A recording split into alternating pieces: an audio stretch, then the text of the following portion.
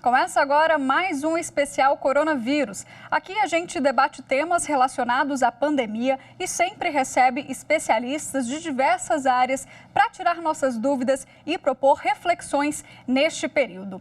O alerta da ONU já foi feito. Além da nossa saúde física, a Covid-19 está destruindo também a saúde mental de milhares de pessoas.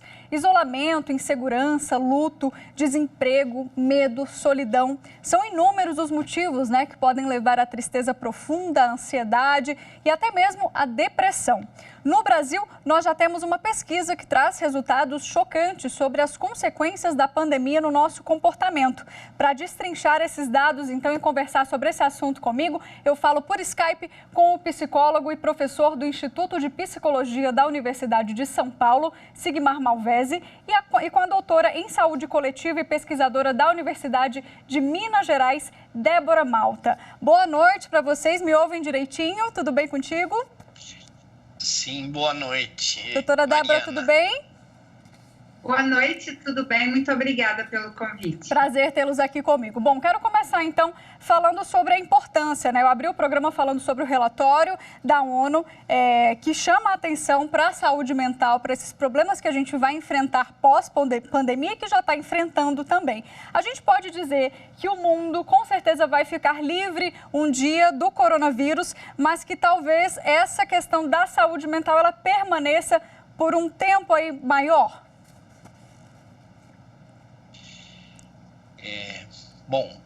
Eu não tenho dúvida, a saúde mental no mundo atual não é um problema provocado somente pelo coronavírus, mas é um problema que emerge das próprias condições do mundo.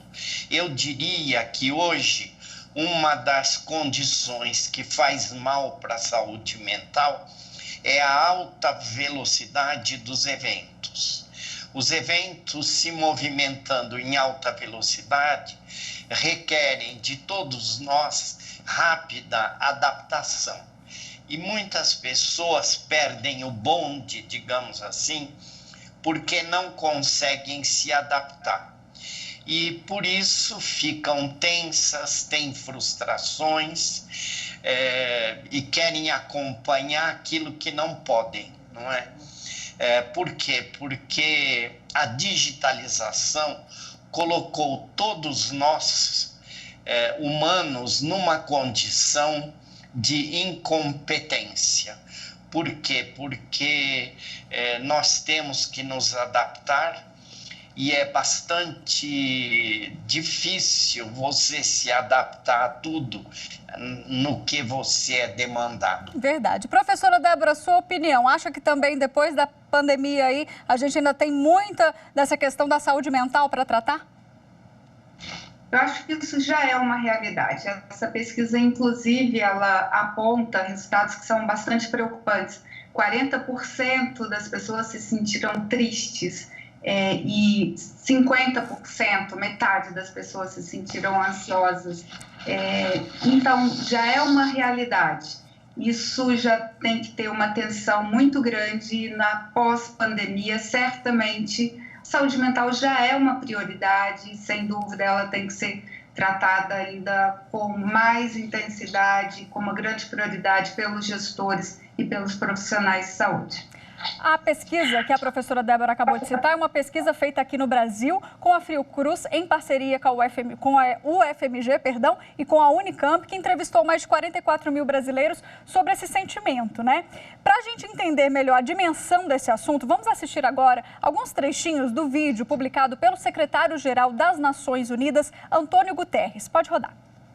After decades of neglect and underinvestment in mental health services, the COVID-19 pandemic is now hitting families and communities with additional mental stress. Those most at risk are frontline health workers, older people, adolescents and young people, those with pre-existing mental health conditions, and those caught up in conflict and crisis. We must help them and stand by them. Even when the pandemic is brought under control, grief, anxiety, and depression will continue to affect people and communities. Mental health services are an essential part of all government responses to COVID-19. They must be expanded and fully funded. Policies must support and care for those affected by mental health conditions and protect their human rights and dignity. I urge governments, civil society, health authorities and others to come together urgently to address the mental health dimension of this pandemic. And I call on governments in particular to announce ambitious commitments on mental health at the upcoming World Health Assembly. A ONU chama a atenção aí para os governos, né, que tem que olhar para essas políticas públicas e para os tratamentos também relacionados à saúde mental. Professor, começo contigo. Como é que é essa questão aqui no Brasil? A saúde pública, né? Falando literalmente nesse acesso gratuito para tratar a saúde mental, deixa a desejar ou quem está passando por isso consegue atendimento? Eu não trabalho diretamente, Mariana, com esse tipo de problema, mas o que eu sei é que a saúde sempre está em dívida. Nós temos uma organização do nosso empreendimento de saúde, né? Mas é o que nós estamos vendo nesta pandemia. Nós estamos em dívida porque os riscos de falta de remédios, falta de atendimento e tantos outros foram evidenciados. Então, o que nós temos é que pagar nossas dívidas e tentar colocar um pouco mais de recursos nisso que é um problema muito importante, fundamental, né, para a vida. Professora Débora, na sua opinião, faltam então políticas públicas mesmo para tratar a fundo esse assunto aqui no Brasil? Bem, o Sistema Único de Saúde tem se organizado ao longo das décadas no sentido das respostas. O Serviço de Saúde Mental, enfim, os CAPs, eles já são uma realidade na maioria dos municípios. Eu destacaria também a importância dos NASFs, né, do Núcleo de Assistência à Saúde da Família, no atendimento, então, das diversas demandas. As demandas são inúmeras, pode ser que nem todas sejam atendidas, e eu destacaria também a recente medida do Ministério da Saúde, ainda nesse governo, que, de alguma forma, passou a não financiar os NASFs. Isso pode ter consequências graves agora no retorno da pandemia, porque cada vez mais a equipe de saúde da família, ela terá diante de si que responder a uma demanda crescente da saúde mental. Precisamos, então, investir, como disse o vídeo, né, da Organização Mundial da Saúde, em serviços que respondam às demandas da saúde mental. E essa demanda será crescente. O que essa pesquisa apontou também, que em média 50% das pessoas se sentiram ansiosas e nervosas. Agora, quando nós verificamos em relação aos adolescentes, isso subiu para 70%, o que não era uma queixa, uma demanda com tanta frequência. Isso, sem dúvida, trará um novo cenário para os serviços públicos de saúde, com demandas crescentes, né? Então, há que se organizar para responder essa demanda crescente. Vamos saber, então, como é que está o brasileiro, como é que ele está enfrentando esse momento, né? Os dados da pesquisa que a professora citou e que a gente vai mostrar agora são da Fiocruz, com parceria com o UFMG e a Unicamp, que agora eu citei há pouco. E eu começo com a seguinte estatística, já citada aqui: mais de 40% dos brasileiros, né, se sentiu triste ou deprimido durante esse período de isolamento. É uma porcentagem alta, é importante ficar atento a esse sentimento, professora, para a gente conseguir diagnosticar ou pelo menos tentar saber quando é que a gente está entrando nessa tristeza profunda? Sem dúvida. A pesquisa ela indica o momento, mas, enfim, são respostas, eu acho que assim, muito expressivas, né? 40% se dizendo triste, ansioso, metade da população, e com recorte também em termos de sexo, né? Então, em relação a se sentir ansioso, nervoso, As mulheres relatam isso em torno de 60%, os homens em 43%, e novamente eu destacaria o sentimento dos jovens, 70% dos jovens se referindo a estarem ansiosos, nervosos, e nos idosos 31%. Então, isso mostra que algo está acontecendo de muito diferente nesse momento de pandemia. Então, são medos, né, notícias em relação a mortes, doenças, isso pode estar afetando familiares, há também muita informação vinda pela TV, pelas redes sociais, o que traz, é uma novidade muito grande, que traz muitas incertezas, né? E pode levar realmente a um estresse frequente e constante, que pode, sim, desencadear mais na frente também um sentimento de tristeza profunda e também de depressão, né? Sem dúvida, quadros podem ser desenvolvidos a partir desse sentimento de tristeza, de desânimo que nós identificamos nessa pesquisa. Já eu quero explorar também os dados de ansiedade e nervosismo, mas antes quero saber a opinião do professor aqui. Professor, esses exemplos, né, que a gente deu aqui, desemprego, notícias de morte, notícias pesadas, essa insegurança do futuro, qualquer um desses sentimentos pode ser um gatilho para a pessoa ter essa tristeza e começar a realmente ter problemas de saúde mental? Sem dúvida alguma, não é? A ansiedade é um medo psicológico, né? E a tristeza, digamos assim, é um sentimento profundo de mal-estar que o indivíduo tem.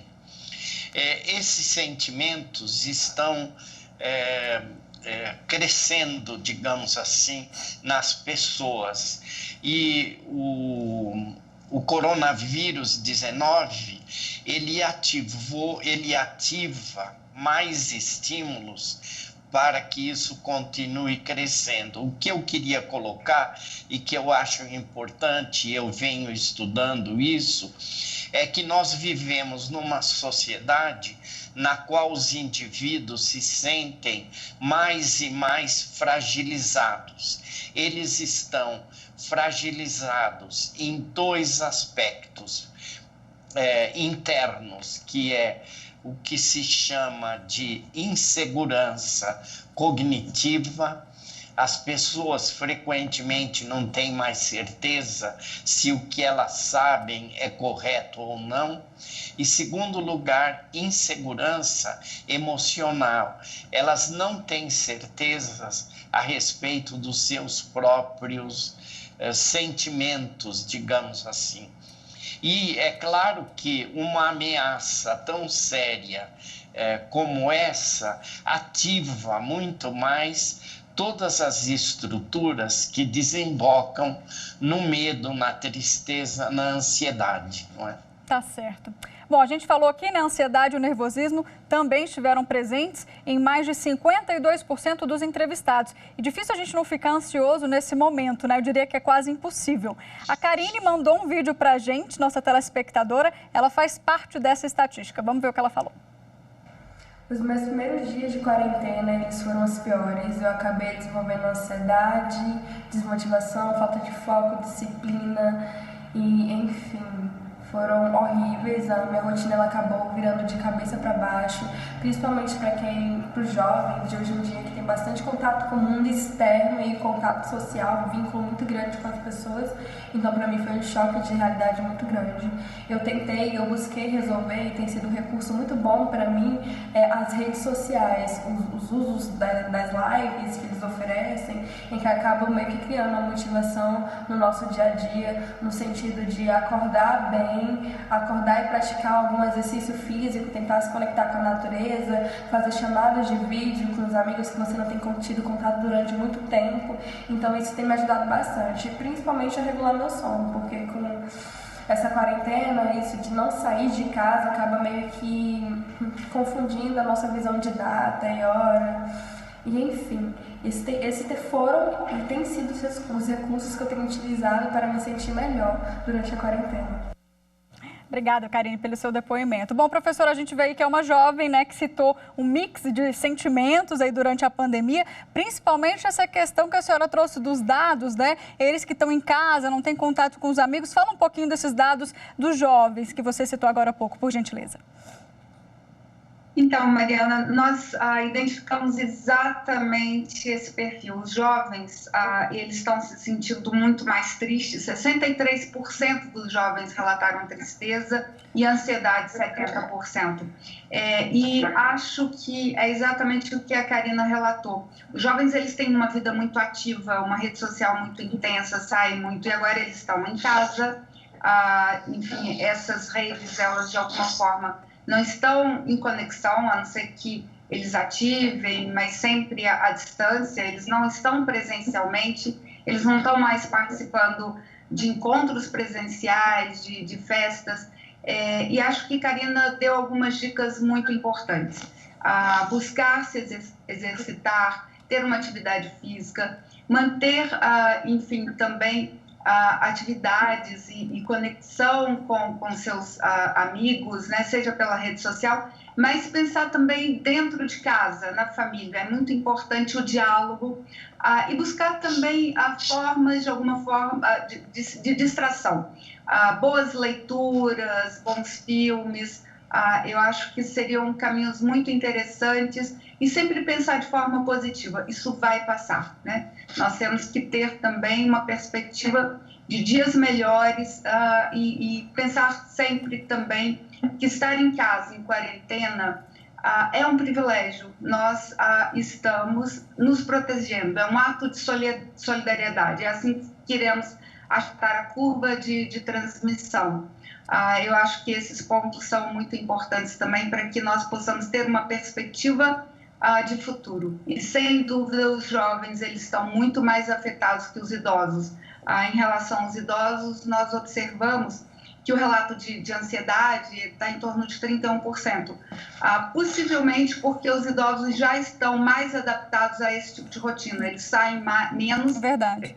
Já estão há muito tempo em casa, a longas horas, e já tem uma rotina mais adaptada. Por isso, parece que o sofrimento mental, nesse momento, está mais nos adultos jovens, sobretudo 18 a 29 anos. Um outro dado da pesquisa que eu trago para a gente debater aqui tem a ver com o sono. Tão importante, né, fundamental para o nosso bem-estar, ele tem sido muito afetado. Mais de 45% dos entrevistados relatou problema no sono. A dona Francisca está nesse barco aí junto comigo, inclusive. Veja só o que ela contou para a gente. Com essa epidemia que está aí, a gente fica de quarentena, a gente fica muito nervoso. Eu, por exemplo, eu perco o sono muito à noite, eu não consigo dormir, tenho insônia sempre. Vou dormir 2 horas da manhã, vou deitar, fico lá revendo, rolando na cama, né? Fico aí, quando é 5 horas da manhã eu tô acordada de novo, né? 6 horas da manhã eu tô levantada fazendo uma coisa, eu faço outra para ver se o tempo passa. Fico assim, muito tensa, né? Não consigo. Quando é de tarde eu tô aí com sono, né? Fico sentindo sono, mas quando é à noite eu deito, é como se estivesse passando um filme na minha cabeça, tudo que tá acontecendo nesse mundo aí, né? Nesse Brasil nosso. Isso me deixa muito estressada. Dona Francisca está aí com... Muitas pessoas estão sentindo isso, né? Professor, rapidamente, só pode me falar um pouquinho da importância do sono para o nosso bem-estar? A importância da gente ter uma noite regular, horas mínimas de sono por dia? O sono é tão importante quanto o alimento, né? Eu falo para os meus netos que precisa dormir porque enquanto você dorme, você cresce. E eles acreditam, não é? E é isso mesmo. O sono é muito importante. Há muitos estudos de que as pessoas que têm dificuldade para dormir têm perda de memória, há uma série de coisas que não vale a pena tocar aqui.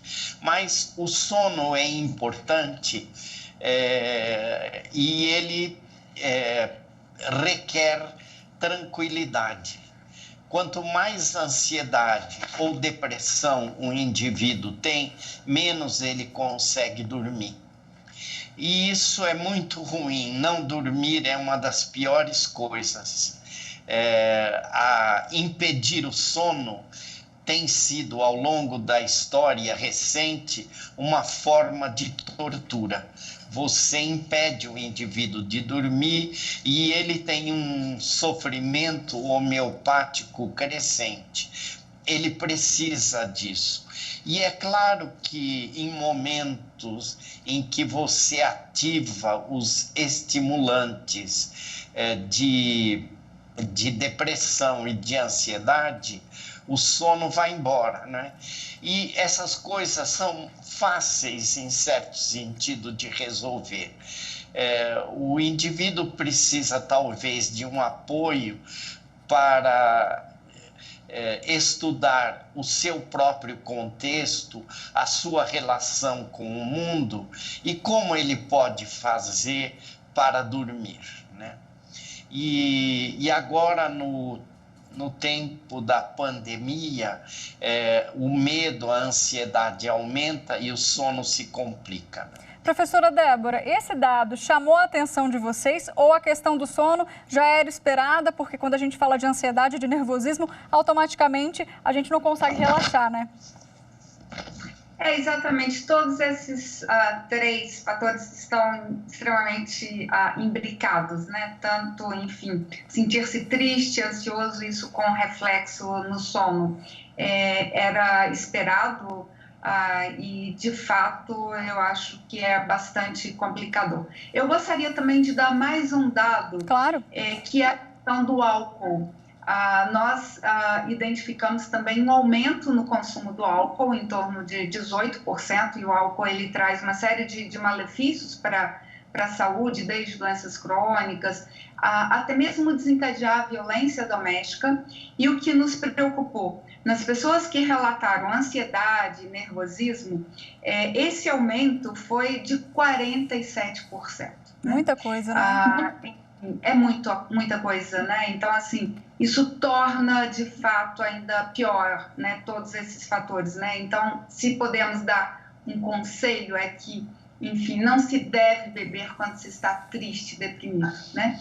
Isso é um gatilho, isso tem consequências sérias para a saúde, né? Bom, as crianças não estão excluídas desse risco, né, de tristeza, de ansiedade. Eu trago aqui uma informação internacional de pais e mães da Itália e da Espanha, porque a gente acha que não tem nenhum estudo aqui ainda voltado para esse público. Lá, os pais relataram que seus filhos tiveram dificuldades em se concentrar, né, além de estarem mais irritados, inquietos e nervosos. Professor, crianças também têm que ser observadas de perto nesse momento, porque essa mudança de rotina pode afetá-las também? Claro, as crianças são muito sensíveis à concentração, né? Elas se distraem facilmente. A coisa mais fácil no mundo é você distrair uma criança, tirá-la daquilo no qual ela deve focar sua atenção.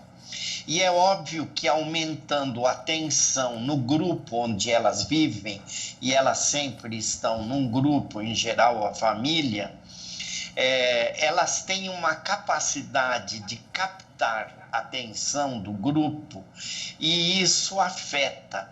Tanto que é muito comum as crianças não quererem dormir, resistirem ao sono, embora tenham sono, porque sentem insegurança no ambiente ao redor delas. Então, a gente precisa atuar bastante seriamente e, principalmente,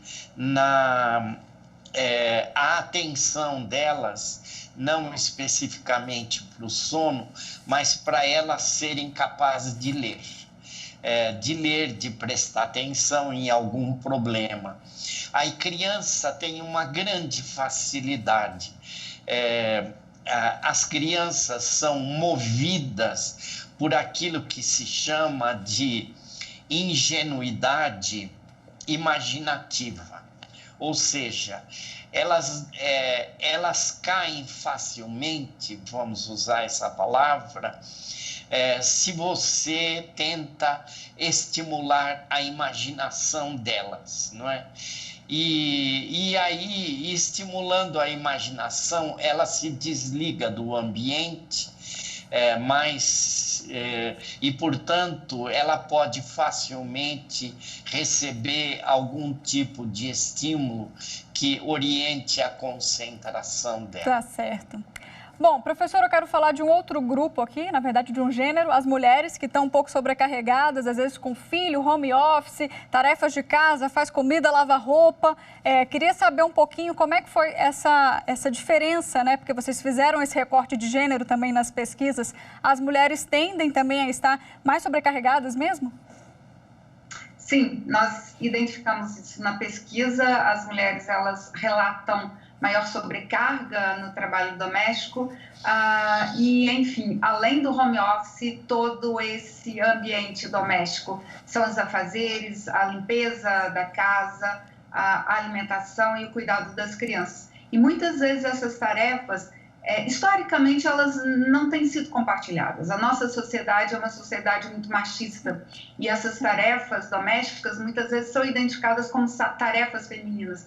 E no momento da quarentena, de alguma forma, essas relações históricas, elas se mantiveram e com isso a sobrecarga foi maior nas mulheres. Talvez até isso explique o porquê das mulheres relatarem também, se sentirem com mais frequência mais ansiosas, mais deprimidas, também em função dessa sobrecarga. Então, esse é um alerta que deve ser dado, sim, para todos os momentos. Estamos em casa, estamos em quarentena, em distanciamento social, e as tarefas domésticas são de todos os membros da família.